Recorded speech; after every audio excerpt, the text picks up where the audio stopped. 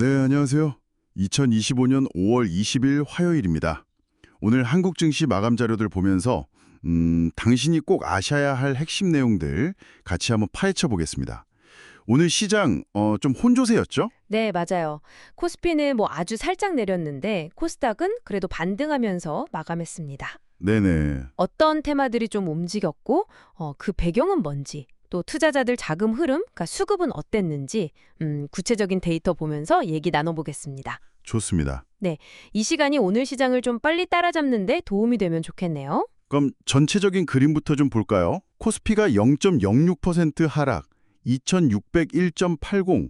코스닥은 반대로 0.25% 올라서 715.55.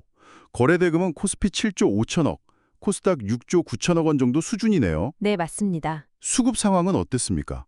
좀 특징적인 게 있었나요? 수급을 보면 약간 흥미로운데요. 코스피에서는 외국인이 1,145억 원, 이걸 순매도하면서 이틀 연속 팔았어요. 아, 외국인은 팔았군요. 네. 근데 개인하고 기관은 각각 206억, 609억 원씩 순매수를 했고요. 반대로 코스닥에서는 외국인하고 기관이 같이 샀습니다. 각각 530억, 582억 원 동반 순매수. 아, 코스닥은 외인 기관 쌍끌이 매수. 네. 근데 이제 개인은 733억 원 순매도. 사거래일 만에 이런 다른 양상을 보였어요. 그러니까 코스피랑 코스닥에서 외국인하고 개인 포지션이 딱 엇갈린 거죠. 그러네요. 시장 참여자들이 좀 다른 생각을 하고 있다 이렇게 볼 수도 있겠군요. 네, 그런 신호로 해석할 여지도 있습니다. 오늘 좀 유독 힘을 못 쓴 분야들이 딱 눈에 띄던데요. 2차 전지, 그리고 태양광 이쪽이 좀 많이 내렸어요. LG에너지 솔루션 4% 넘게 빠지고 삼성 SDI도 그렇고. 맞아요. 포스코 퓨처엠이나 에코프로 같은 종목들도 낙폭이 꽤 컸죠. 각각 6% 넘게 하락했으니까요. 예. 자동차 관련주들도 현대차가 0.79% 내리는 등 좀 약했고요. 왜 이렇게 동반 역세로 보였을까요? 크게 두 가지 요인이 좀 복합적으로 작용한 것 같습니다. 첫 번째는 역시 그 미국 IRA, 인플레이션 감축법 관련 우려예요. 아, 세액공제 이슈요? 네, 그 세액공제 혜택이 좀 조기에 축소될 수 있다, 이런 우려죠. 공화당 일부에서 그 세액공제 종료 시점을 원래 2033년인데 이걸 2028년으로 앞당기자 이런 얘기가 나온다는 소식이 있었어요. 아, 아직 확정된 건 아니죠? 네, 확정은 아닌데 이런 정책 불확실성 자체가 투자 심리를 좀 위축시킨 거죠. 특히 이제 미국 시장에 대한 의존도나 투자 규모가 큰 우리 기업들한테는 좀 민감한 문제잖아요. 그렇죠. 정책 하나에 이렇게 출렁이니까요. 근데 그것 말고 또 다른 이유가 있다고요? 네, 또 하나는 경쟁 심화 우려입니다.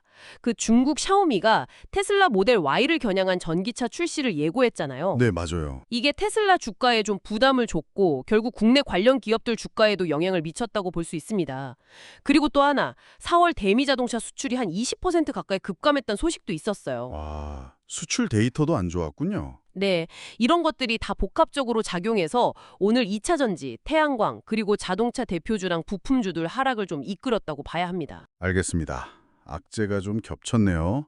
반면에 또 좋은 흐름을 보인 쪽도 있었잖아요. 엔비디아 CEO 발언 덕분에 AI 반도체 쪽은 괜찮았죠? 네, 맞습니다. 삼성전자가 0.18%, SK하이닉스는 1.3% 올랐고요. AI가 확산되면 전력이 많이 필요하니까 그 기대감에 가온전선 같은 전력 설비나 전선 관련주들도 11% 넘게 급등했고요. 네, 그 젠슨 황 CEO가 컴퓨텍스 기조연설에서 AI를 그냥 소프트웨어가 아니라 산업 인프라, AI 공장이다 이렇게 규정을 했거든요. AI 공장, 네, 이게 상당히 중요한 포인트인데 AI가 단순 기술을 넘어서 이제 사회 기관 산업으로 커질 거다. 이런 기대감이 관련 기술주는 물론이고 인프라 관련주까지 같이 끌어올리는 동력이 된 거죠. 그렇군요. AI 기대감은 여전하네요. 그리고 또 다른 강세축, K-뷰티, 빼놓을 수 없죠. 아, 그렇죠. K뷰티 정말 대단합니다. 실리콘투 11% 넘게 오르고 CNC 인터내셔널은 14% 넘게 올랐어요. 다 실적 기대감이죠. 오늘 새로 상장한 바이오 비주는 100% 넘게 101.98% 급등했던데요? 네, 맞아요. K뷰티 기업들 실적이 계속 좋고 또 해외 시장, 특히 뭐 미국이나 동남아에서 계속 잘 나가니까요. 이런 상장세가 주가에 반영되는 거죠. 신규 상장주 강세도 그만큼 시장 관심이 뜨겁다는 걸 보여주고요. 네. 그 외 다른 테마들 움직임도 좀 있었죠? 국내외 정책이나 뭐 지정학적 이슈 같은 것들이요? 네, 몇 가지 좀 주목할 만한 움직임들이 있었습니다. 우선 에너지 정책 변화 관련해서 독일이 탈원전 정책 기조를 철회할 수도 있다, 이런 소식이 나왔어요. 이게 우리 원자력 발전 테마주들한테는 호재로 작용했죠. 두산 에너빌리티 7.5%, 우리 기술도 한 8% 가까이 올랐습니다. 아, 독일발 소식에 원전주가 움직였군요. 네, 그리고 또 뉴욕에서 해상풍력 프로젝트가 재개된다는 소식. 이것 때문에 CS 베어링이 상한가를 갔어요. 풍력 에너지 테마에도 훈풍이 불었고요. 국제 정세나 국내 정치 관련 소식도 있었죠? 네, 그쵸. 트럼프 전 대통령이랑 푸틴 러시아 대통령이 뭐 휴전 협상을 언급할 수도 있다, 이런 가능성이 나오면서 우크라이나 재건이나 건설기계 테마가 좀 반응을 했어요. 진성 TLC가 19% 넘게 급등했고요. 와, 많이 올랐네요. 네, 그리고 국내에서는 이재명 민주당 대표가 고속철도 공약 관련 논의를 했다는 소식에 철도 테마주들 대하치아이가 8% 넘게 올랐습니다. 정부 정책 기대감도 있었고요. 네, 정부의 기업 밸류업 프로그램, 뭐 코리아 디스카운트 해소 노력에 대한 기대감도 계속 이어지면서 콜마홀딩스 같은 지주사가 13% 넘게 오르는 모습도 보였습니다. 그렇군요. 그 외에도 뭐 평화홀딩스, 삼육물산, 앞타머 사이언스, 그리고 아까 말씀하신 CS 베어링, 이런 종목들이 상한가를 기록했네요. 네, 맞습니다. 개별 기업들의 어떤 호재나 이슈에 따라서 이렇게 급등하는 종목들도 꾸준히 나오고 있습니다. 자, 그럼 오늘 시장을 한번 정리해 보겠습니다. 미국의 IRA 정책 불확실성, 그리고 전기차 시장 경쟁 심화 우려가 2차 전지와 자동차 주가에 좀 부담을 줬다, 이렇게 볼 수 있겠고, 네. 반면에 AI 기술 발전, 또 인프라 확장 기대감, 그리고 식지 않는 K뷰티 인기, 여기에 더해서 국내외 정책이나 지정학적 변화에 대한 기대감이 특정 테마들의 상승을 이끌었다, 이렇게 요약할 수 있겠네요. 네, 정확합니다. 그리고 수급 면에서는 코스피와 코스닥에서 외국인과 개인의 움직임이 서로 엇갈렸다는 점, 이것도 좀 기억해둘 포인트 같고요. 네, 맞습니다.